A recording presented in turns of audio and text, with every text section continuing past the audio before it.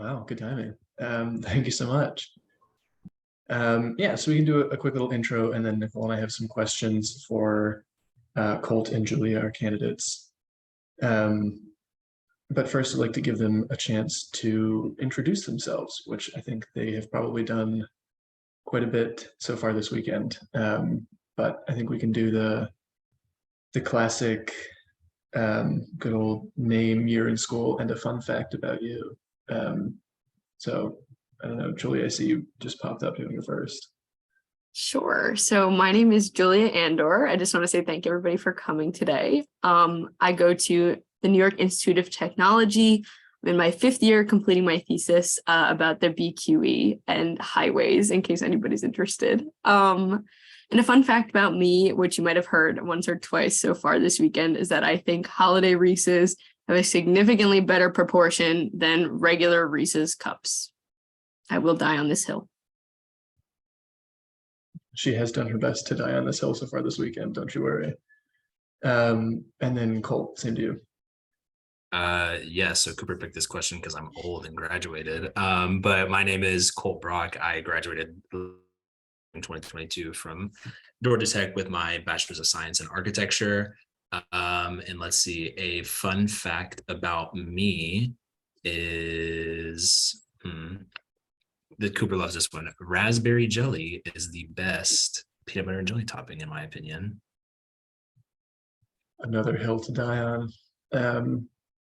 Well, if nothing else, you'll know that your officers next year feel very strongly about their convictions.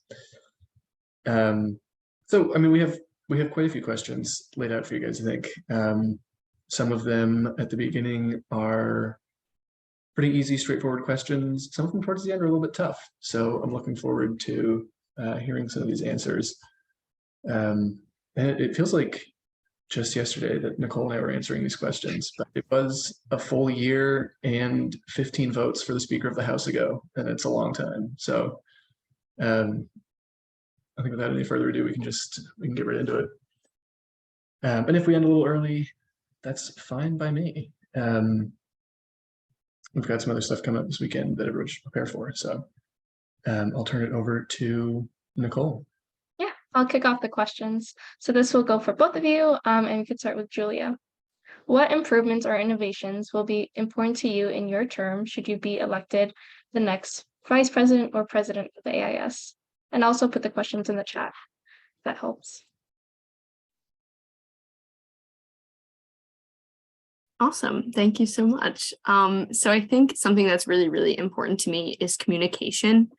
I think I really want to ensure that our members feel like they're a part of our organization instead of just participating in it, and that they feel like they know what's going on, what our initiatives are, how things are going, any struggles we might be having, and be really transparent about the way that we communicate with our members.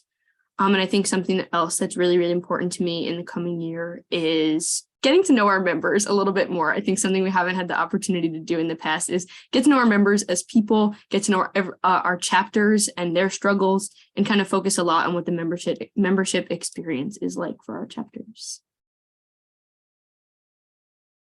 And Colt? Same question. Yes.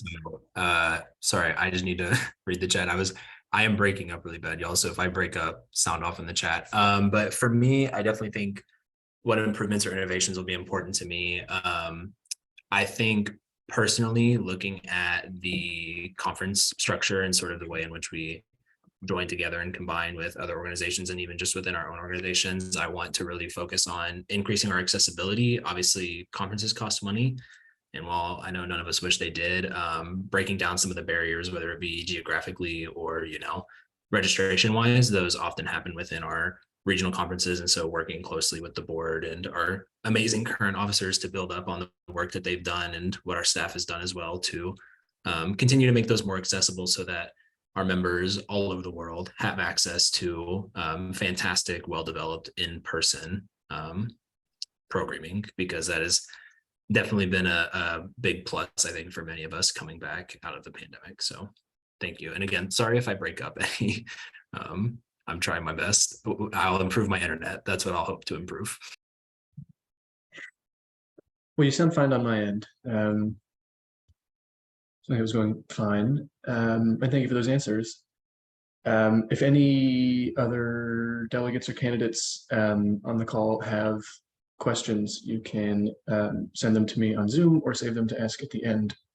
And we'll have a little time for other questions, but Nicole and I'll just get through ours first. So next question, this one is for Colt, our presidential candidate. As president, you will be serving as chair of the board of directors and also the council of presidents.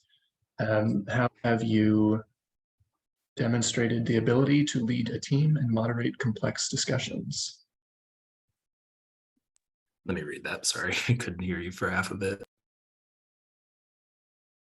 Yes, so I definitely think some of my most relevant experience of this, first being on the board this year and sort of understanding the structure, I think gives me a little bit of a head start in not having to start from scratch. The other side of that I'll say is the planning of the South Quad conferences last spring. I had the amazing fortune of being overseas for the first half of the planning of that conference. So I was in South Korea for study abroad and had to, alongside my co-chair, assemble, moderate, and get up for our first in-person AIAC. And so, sorry, my screen is flashing. Your internet connection is unstable. I'm so sorry, y'all. Yeah, so I would just say the planning and execution of that first conference back, working alongside external partnerships, looking for fundraising, looking and planning programming in a city that was also very much just starting to open back up and get used to things again, and sort of understanding the way in which the organization and our membership would benefit from different things, and kind of trying to decentralize the way in which we worked on that, I think would give me some great experience in trying to understand how the president runs the board and how the COP is managed as well.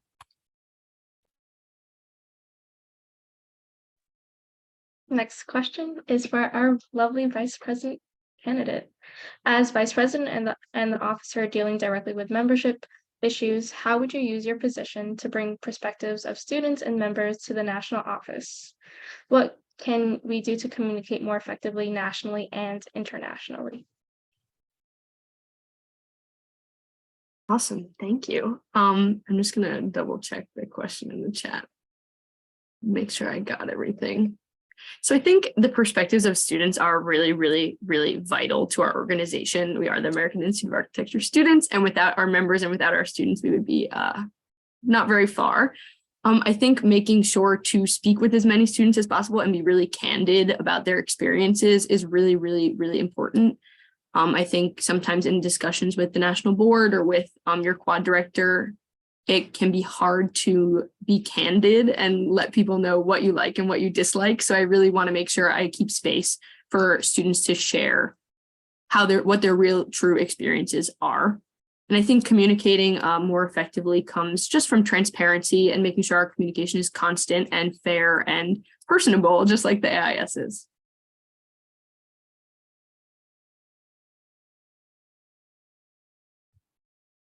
Yeah, thank you for those answers. That all sounds great. So next question is for the both of you, but we'll start with Colt since Julie just answered.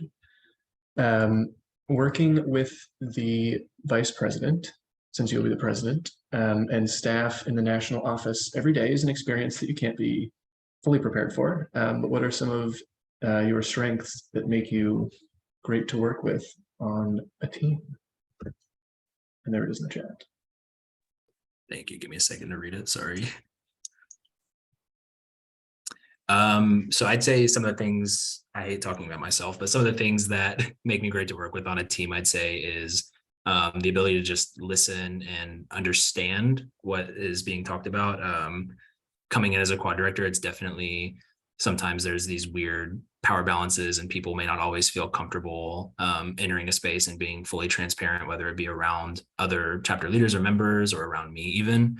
And so making sure that I create a space that focuses on making everyone feel comfortable and able to open up and, perform. I mean, frankly, we'll all be working professionals in the office. We'll no longer be volunteers. And so creating a space that is a positive, healthy work environment is something I've strived to do currently in my job at the firm I work at, and is something that I've tried to do within each AIS space that I've entered. And then I also make great cookies. So I will also be bringing yummy baked goods for the staff and making sure they feel well loved there. Staff does love yummy baked goods. That does sound nice. And then Julia, same question to you. Working with the president and the staff is an experience that you can't really prepare for. But what are some of your strengths that make it great to work with on a team? Yes, thank you so much. I just want to start by saying that I think my experience on the board this year has given me a little bit of a glimpse into what it's like to be in the national office and kind of the things that our officers deal with. But I'm really looking forward to collaborating with everyone in the national office. I'm a person that really thrives on collaboration. My thesis that I'm working on this year is a group project with two of my best friends, and it tends to make work feel not so much like work. So I hope to kind of foster some really nice and friendly relationships with everyone in the office. And I think I've started to do that as a quad director. But something that I also feel really, really passionate about is adding humor. I think it's important not to take ourselves too seriously. So I will happily be a personality hire and make sure there are some jokes in the office as well. I'm also very passionate about the AIS and the things that we do. So I hope that shows itself in my work as well. Thank you for those answers. Baked goods and humor. Love it. This is also another question for the both of you, but we'll start with Colt. What are some weaknesses you have that you are prepared to work on over the next 6 months as part of the transition process? And the question is in the chat. Weaknesses. Okay. Thank you. Also great response, Julia. Julia is very funny. But I'll say some of the weaknesses that I've definitely had to face, not just in running through this process, but being a member of the board and a quad director right now, is sometimes time management, life and mental health, and sometimes things, get in the way and don't always let you perform the way you want to. And I'm obviously not safe from that as well. So healthy and effective time management, and also setting boundaries. Like Julia said, and I think hopefully it's been clear to you all, we love the AIS a ton. And while I would love to work 1 million hours a week on the AIS, that is not healthy. And so I think making sure that I am setting healthy boundaries and working alongside Cooper, Nicole, and Julia to understand what healthy work-life balances are when the AIS becomes, not just a side gig, if you will, but work. But so yeah, really understanding how to commit my time best and make sure I'm not overcommitting or burning myself out trying to work for the organization. Thank you for that answer. Yes, we are anti-burnout. For you, Julia, same question. Awesome. Thank you so much. So I think for me, my biggest weakness would be inexperience. Obviously, I have yet to be a national officer for the AIS, so I don't know what that experience has been like for you guys. I haven't moved down to DC, so I think a lot of things will be new in the upcoming year, but I don't think necessarily something being new mean it's going to be bad. I think I'm really looking forward to learning from this experience and taking in everything that I can in my experiences with members and my experiences in the office. I'm really looking forward to kind of bridging that gap and learning as much as I can continuously. And then I just want to echo what Colt said. We have to make sure that we lead by example, that we're making sure that everybody in the national office is happy and healthy, and that will encourage our chapters to do the same. Thank you both. Our next question is for the president candidate. The AIS is a very big and important organization. We do a lot of really important work. And as the president, you are the chief public representative of the organization.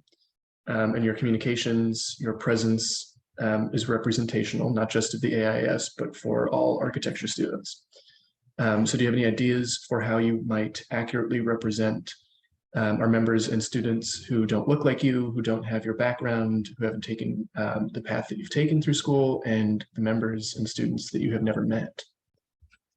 Yeah, I definitely think a great way. That's the first question I heard all the way through, so I'm definitely more excited. So definitely, I think the biggest thing, and I think Julia's built on it, talking about in some previous answers, listening, I think is big. I don't think it would be fair to myself, to the organization, or to any of our members to enter a space without having learned from our membership. Being a quad director, I know and have met a lot of South Quad members, but I can't come up here and tell all of you that I know every delegate or every representative of every chapter in every region or quad. So taking time during my transition to begin building up sort of a rapport with a lot of different leaders from all over the world, working with our international directors and delegates, and sort of just building up an ethos, a stronger ethos, not just about my quad, but about the whole organization. And then I would definitely say when entering spaces, I definitely, and we've talked about it a lot this weekend, I don't have to know all the answers. I just need to represent the students well. And I may not always have the answer to every question I'm asked from a different organization or from a partner, but making sure that it's known and understood that I am not the sole decision maker, but that I represent thousands of people, and bringing those things back and talking with our board and talking with committees and delegates and staff will be super important to me, because like Cooper said, I haven't done all of these things that you have, like our members. And I probably will never share life experiences that a lot of you have. So acknowledging that and making that known to the other organizations will be something that is super important for me to do. Great question, by the way. Thank you. Thank you for that answer. This question goes for Julia. In your engagement with the Alliance organizations, how do you plan to utilize your voice in ACSA leadership among with our other partners? Awesome. Thank you so much. I would definitely like to focus a lot on the ACSA. I think they're an unbelievable ally for our organization. And specifically when it comes to a lot of these issues that we've been talking about, like learning and teaching culture, the ACSA is one of our biggest collaborators in that respect, but also continuing to develop those structures for our allied organizations for us and their members to follow. It's specifically called learning and teaching culture because it applies to the faculty, administrators, and professors as well as the students. So I think fostering as much communication as possible in the educational space, in the academic space, will only lead to more changes to kind of echo throughout the profession.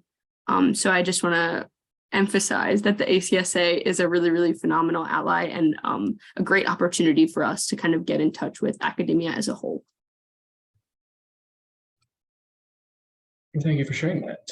The next question is going to be for both of you. In order to enact change, I believe you have to understand how change is made. So what specific aspects of these roles would you leverage to advocate for architecture students, not only in the United States, but globally? And we'll start this one with Julia. Awesome, thank you. And at risk of sounding repetitive, I've spoken with a few people this week about what I think it means to advocate for and by students, which I think are two very different things. I think advocating for students is a base of making sure that our students are taken care of. It comes in ways of like our BetterHelp partnership to make sure our students are taking care of their mental health. It comes through in learning and teaching culture to make sure that their experiences in school are fair. And just making sure overall that our students and our members are being taken care of and are healthy. And then they have the opportunity to advocate for others and for themselves and make sure that they're being listened to in these spaces and making sure that other people are being listened to in academia and in the profession. And also advocating for social issues and all the other things that are so very important to us as an organization. So I think we address both the inner and the outer work when it comes to advocacy, and that's really, really important to me. That was a great answer. I like going first, Cooper, so I don't have to follow up Julia, but no, I definitely think I kind of looking at it two different ways within the organization and within and outside of. So within the organization, I'm really looking forward to working with Cooper and other past presidents and officers to understand the committee structure. I think our committees are very active in large ways in which we advocate and allow students to advocate for themselves as well. I think not just trying to put Julia and I in sole advocacy positions, but making sure we enable and empower our members to be advocates for others and to self-advocate as well. So within the organization, utilizing that structure, I'm really, really excited about what issues will be popping up in the next 6 months that we can formalize and make into committees. And then outside of the AIS, I am looking forward to utilizing the position on the other boards, and Julia's on some boards. I'll be on, interacting with other organizations as well, and within the Alliance, and really making sure that it's very easy for 5 professional organizations to forget 2 student organizations. So making sure that as a student representative, that I am bringing in the members' voices, and that the conversations are tempered with what students want and need, because we all know it, it's super cliche, but we're the future of all of those organizations. And if we're not taken care of, then those organizations are not going to be taken care of in 10, 15, 20 years. So making sure I bring y'all's voices into those spaces and fight for them, and not just throw them out there and leave them, which not saying anybody has, but it's very easy as students to get kind of pushed aside by professionals. So fighting in that realm always. Yeah, thank you both for those answers. This one's going to go for Julia. Working with the president and the board of directors as relatively a new team, what are some of your initial ideas and approach towards working together effectively? Yeah, absolutely. Thank you. So I think I'm really excited to build a really friendly and happy relationship with the board of directors. I'm very personable, and I like I've mentioned once or twice, to make a nice joke every once in a while. So I think making myself really approachable and available to the board, to Colt, to the all the staff in the national office is really, really important. And I think I've also spoken a little bit about communication, maybe to our members, but also communication within the office is really, really important, both between Colt and I, between every member of the staff, between every member on the board, making sure that they don't feel excluded from any conversations or thoughts or ideas, and always make sure that I'm making myself open and approachable, and making sure that people feel like they can come to me for those kinds of discussions. Yeah, thank you for the answer. Now we have a similar question for the president candidate, but more specific to that role. So what will be your approach to leading a board made up of people who don't know each other and have not worked together before, some of whom are established leaders in the professional community with years of experience that you yourself do not possess?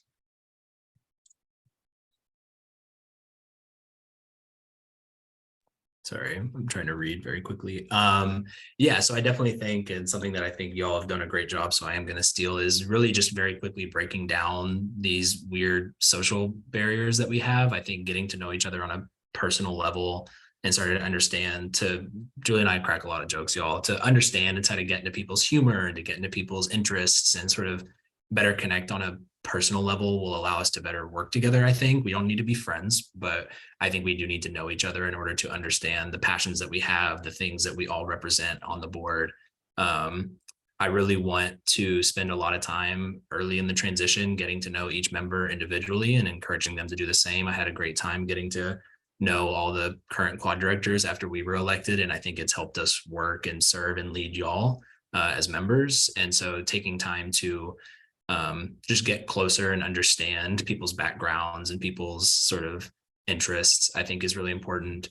And then just communication. I think communication is absolutely key in making sure that there are clear, accessible, and open communication lines that aren't left open-ended, but are, actionable. It's not a, hey, message me if you need anything, but being direct with every member of the board and understanding what they do and don't need, or what is going right or what is going wrong, because it's not always going to go right. So knowing that and making sure that those channels are open.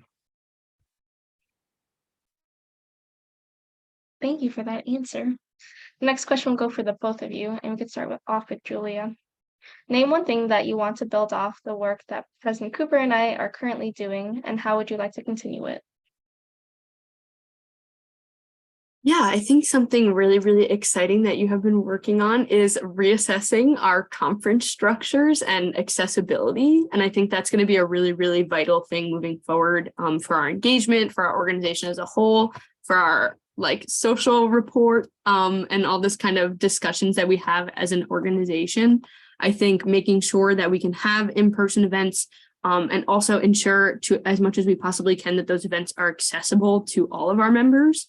And also kind of build up our virtual events. I think trying to have a balance of the two and make sure accessibility and the quality of our events is completely up to par, and making sure that we give all of our investment and our time into both things. That was a great answer. Conferences, obviously, but to not repeat anything of the same. Something, having been a longtime member and a friend and a fan of both of you, is definitely the work y'all have done to reevaluate the value and the benefits for our members, but also just the general ethos y'all have held towards growing our membership. We've all talked about, we're finally feel like we're moving forward again. We're not kind of, 2 steps forward, 1 step back, but we're starting to take clear and tangible steps forward on better understanding our membership and the things that they need, because the last time we were doing in-person events, or we were doing and reevaluating our structures, was in a pre-COVID, state. And I don't think many of our members that were here then are still here now. And the work y'all have done to really break down the barriers and understanding what our members need and what they want, and that letting go of old traditions and structures and things we do is valuable and important. And so continuing to build on that just member focused mindset and implementing those things through in-person conferences and understanding stuff like that. So I appreciate you both for that, and I hope to be able to continue to do that myself. Yeah, thank you for those answers. And thank you, Nicole, for the question. I love when people are forced to say nice things about me. We have a few more questions. And then again, if you have anyone else on the call has any questions, you can write them in the chat, or we'll call for them here in a minute. But this will be for both of you. Something that the AIS struggles with is continuity. Our average membership time is less than 3 years, and our national leadership turns over every year, which is fairly unique. And this leads to a host of challenges around institutional memory and longevity for the organization. So how do you plan to address that issue in the next year, the issue of continuity? Julia, we'll start with you. So thank you for the question. It's a really good one.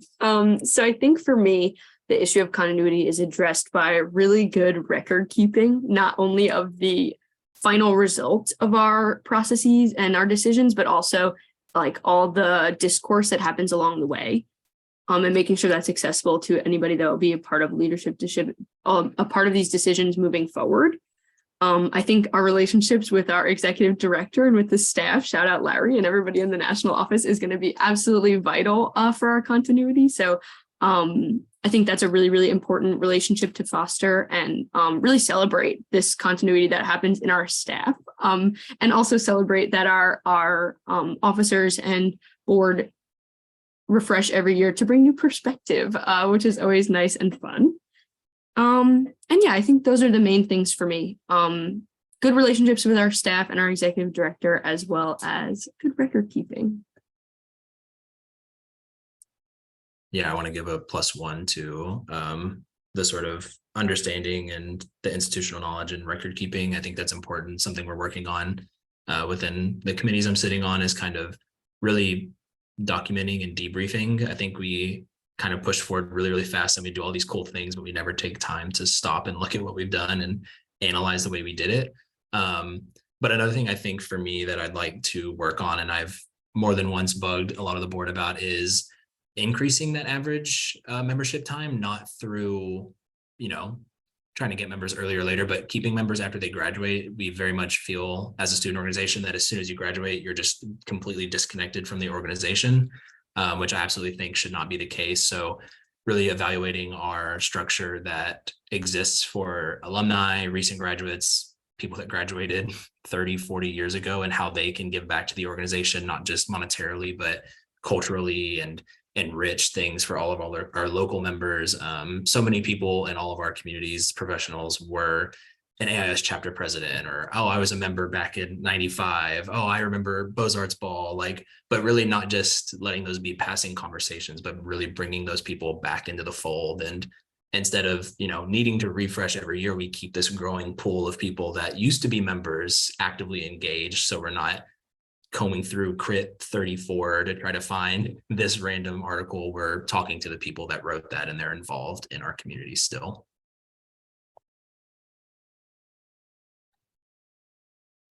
Yeah, thank you for those answers. That is a tough one. So thank you for your thoughts.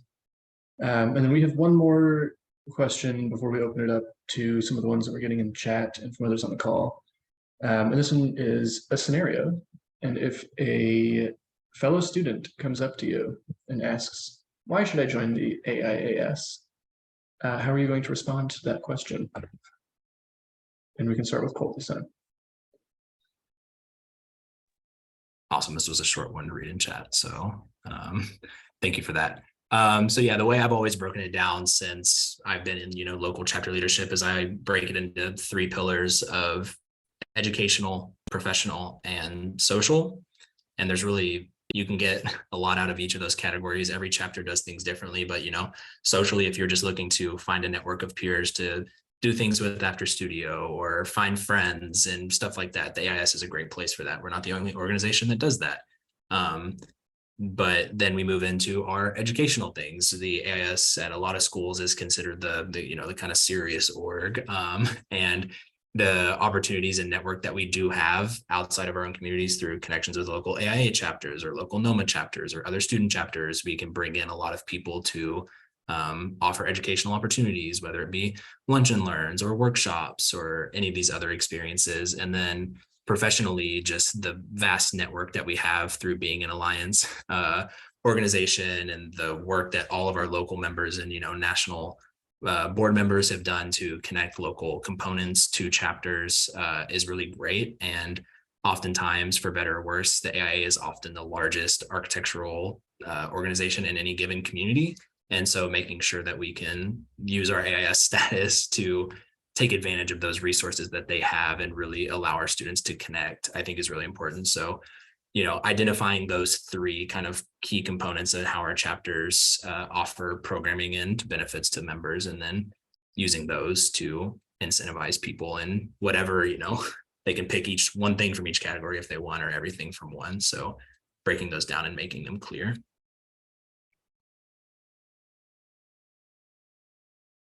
Awesome. Great answer, Colt. Thank you. And I will also break down my answer into 3 different facets. I want to talk about how the AIS really has something for everybody. And I'm talking about design, leadership, and service, which is very exciting. Some students really want to focus on design and design competition. They live in the studio. They always want to design something new, whether they're inside or outside of class. The AIS is the place for that. It's the place for collaboration. Leadership. Obviously, we have a whole bunch of leadership opportunities for all of our members. We have committees, we have board positions, we have positions at their chapter, national positions. The opportunity is kind of endless in the AIS when it comes to leadership and service. Students can get involved in Freedom by Design. They can create a lending library on their campus. Everything in Freedom by Design is just about as big or as small as you'd like to make it. You can build a whole park with your chapter, or you can build a lending library on your campus, which one of the schools in the Northeast Cloud is doing, which is very exciting. But I think the opportunities are endless when it comes to all of those things, and there really is something for everybody. But I also want to touch upon the connections that are made in the AIS. The organization is so vast and so diverse that you'll always find somebody that's looking to talk to you or somebody that can support you in our organization. And you can find people to network with if you want to kind of take a professional lens to it, but there's also just like really genuine and kind human beings in the AIS. Some of my best friends I found through this organization, not only at the national level with the 3 people that are sitting here with me right now, but also at my school, at my chapter. I've had so many like amazing and genuine friendships that have been formed out of the AIS. Cooper went to an AIS wedding a few weeks ago, which is awesome. But generally, I think at both the chapter level and the national level, there's really something for everybody, and there's always somebody that's willing to listen. Yeah, thank you both for the answers. AIS weddings are a good time, I will say. So those were our questions, and we got a few in the chat, and then we'll open it up to some hand raising and some other ones. The first question that I have received from the chat is, part of becoming a national officer is moving to DC, pulling yourself from the life and the support structures that you have built over the years. How are you feeling about moving to Washington, and how are you going to deal with being on your own, and how will this impact your work? Do either of us start, or? Yeah, Colt, you go first. Okay. So yeah, I'm actually really excited about the move to DC. I'm 8 months out of school now, today actually. So it's been great to be able to be separate from school and sort of understand the way in which I fit in this community that I've made outside of school. It was a long conversation between my partner and I to understand the logistics of moving, and do we do this long distance? Do we go together, and sort of figuring out that. But I'm really excited. We're pumped about the potential opportunity to go to DC and to get to serve. I've been in the AIS since I was a 16-year-old. I was a junior in high school, and this has kind of become part of my life. And so to be able to close this chapter through working on the board as president and potentially past president as well would be great. And I'm looking forward to plugging into the amazing professionals that are past officers, or, connections to the board from 25 years ago that are still in DC and know all these people that I grew up listening to give speeches and stuff. So I'm excited to be able to plug in and get into that community, and whether I'm there for a year or 10, just really become a part of it and work for the org for the next year. So that was a great question. I don't know who asked that, but great question. Yes, awesome. I agree. Amazing question. I am very, very excited for to move down to DC. I'm graduating in May, and my friends and I will kind of be parting ways. Everybody's moving to a new city, but I kind of knew that I didn't want to stay specifically on Long Island. So I'm looking forward to being in DC, being in a city. I've told a bunch of people that I'm looking forward to not driving my car and really embracing the public transportation in DC. I'll also be bringing my partner with me. So I see a couple double dates in the future, but it'll be a lot of fun. I'm really looking forward to it. And also Washington, DC is kind of the center of our country, of government, of legislation, of nonprofit. So I feel like it's a really nice center and a really great place of opportunity to be. So I am very excited to be moving. And I think it's going to be a great experience. Thank you for those answers. Yeah, moving to DC is definitely a big chunk of going as being an officer. So great answers. Another question we received, I'm going to put it in the chat. So as you know, we are working on having international conferences back in case one has held your term. First, how would you deal with the national audience to encourage them to join as well, logistically, culturally? And second, in your opinion, do you think that this edition of Quad conferences should have a different aspect or structure, or should it look like any other AIS Quad conference, especially after these past 3 years? And we could start off with Colt. Now, this is a great question. I think, Marcel, I saw you typing a lot of this out. Nicole, thank you for bringing it all into one message. But yeah, that's a great question. I'm a big believer in regional conferences. You'll hear me talk about them probably more than you want me to. But I'm just a big believer in the regional conferences, both in the US and outside of it, bringing together our membership and offering those in-person opportunities. I definitely think, I, just being honest, don't know what it will take to get members, because the reality is that in our international regions, we have people crossing country borders and entering different spaces. And I frankly, at this time, don't understand all of those processes. And so I'll be looking to work with you, Marcel, with Paulina, and our next regional directors to better understand the logistics of planning those and understanding that, and working with, members in those areas and council global reps. There's a ton of people that I'll have to lean into, because these can't be, half planned. And to your second point, I don't think they can look like traditional conferences. I think they should look different. We've created structures that work well for the cities we're in. I mean, I hosted a quad conference in Atlanta that was unlike any conference the AIS had hosted ever. It was, a fully decentralized, wacky, wild time getting around the city, but that doesn't work in every city where we host quad conferences. It doesn't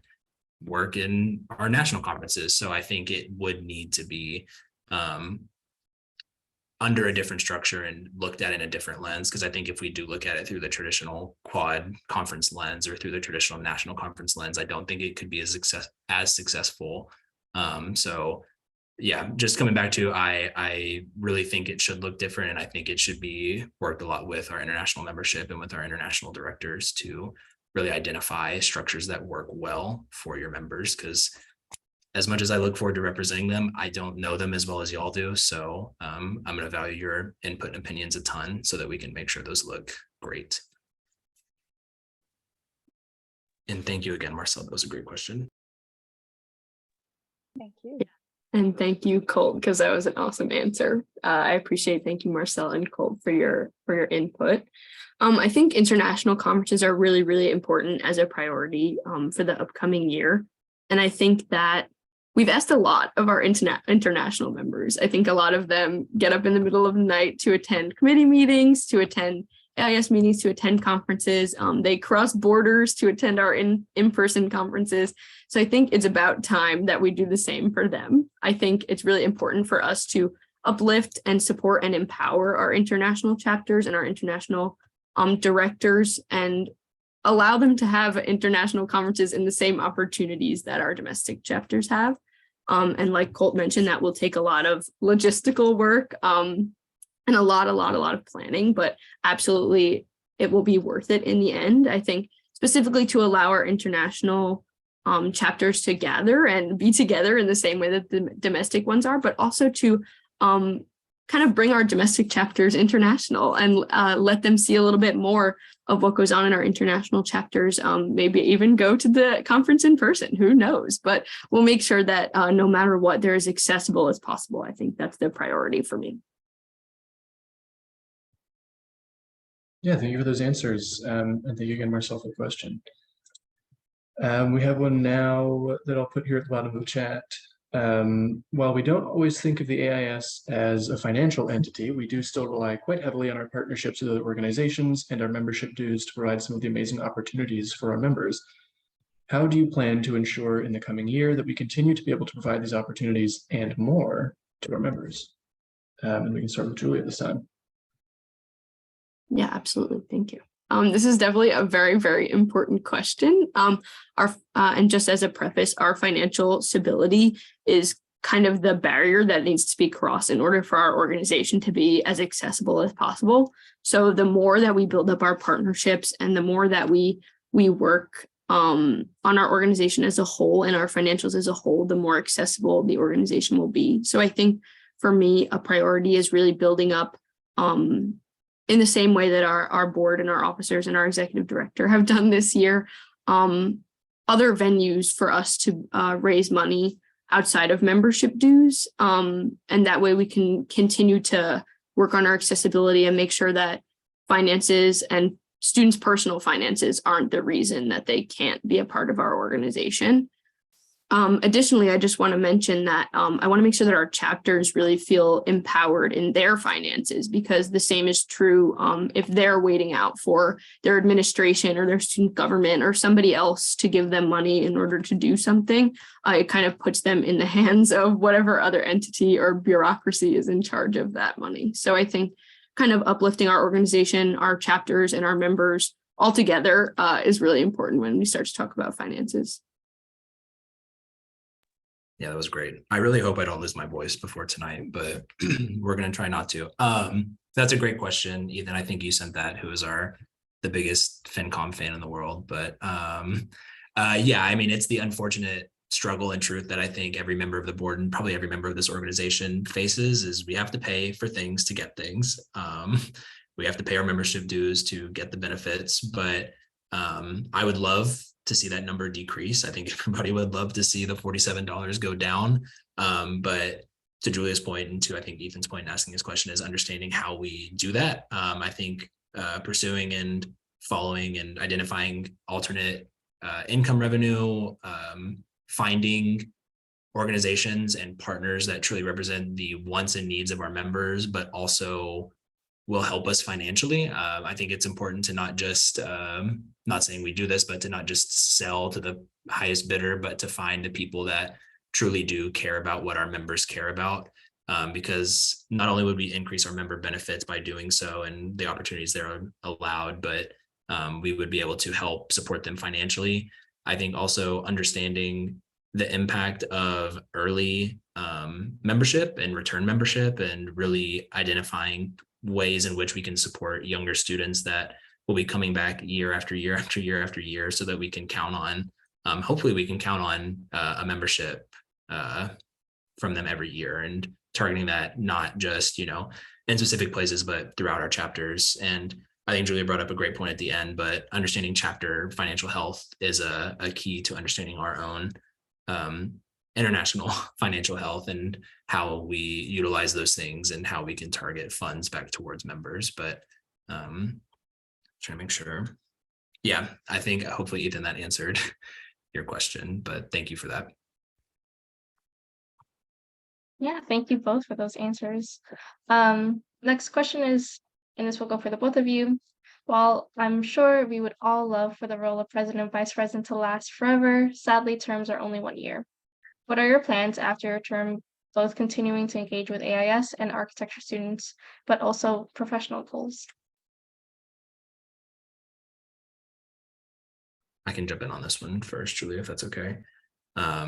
Yeah, so I'll have the fortune of serving 2 more years on the board if I'm elected. So I'll be serving as past president after, which that is a 2-year thing. It's a 2-year commitment to the board when you become national president. So I'm excited to transition back into the professional field actually during that time. That's not a paid position it's not a salaried position with the organization. So I actually am in a place in life where I'm not sure if architecture is what I want to stay in after. And so I'm looking forward to utilizing my time on the board to better understand the ways in which the career I may choose and that others are working on choosing that might not be architecture can positively impact the organization.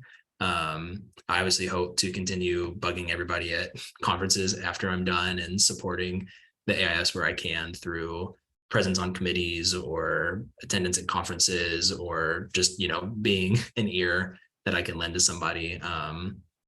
And then, I think, my professional goals are understand a career that I feel enriched in, because currently architecture is not doing that for me. It does it for a lot of people, but it is something that I want to figure out. And so I'm hoping to utilize this time and my time as past president to understand that relationship. So thank you for that question as well.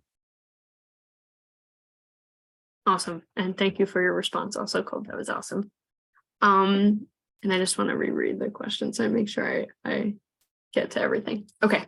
So I think for me, I'm going to talk first about continuing with the AIS after serving in my role. I think mentorship is one of the most important things in our organization, and it's not talked about super frequently. We definitely talk about it every once in a while, but one of the amazing things about our alumni mentorship program is that it also solves this issue of continuity and our institutional knowledge. And I really am looking forward to helping anybody and everybody that I can talk to after serving in this position. Maybe somebody that's thinking about running for the board of directors or looking to be the vice president. I have certainly spoken to our vice president, our past vice president, our past vice president, and a whole bunch of people before deciding to run for this role and after deciding to run for this role. So I think that making sure that I'm available and around for mentorship is really, really important and something I'm looking forward to.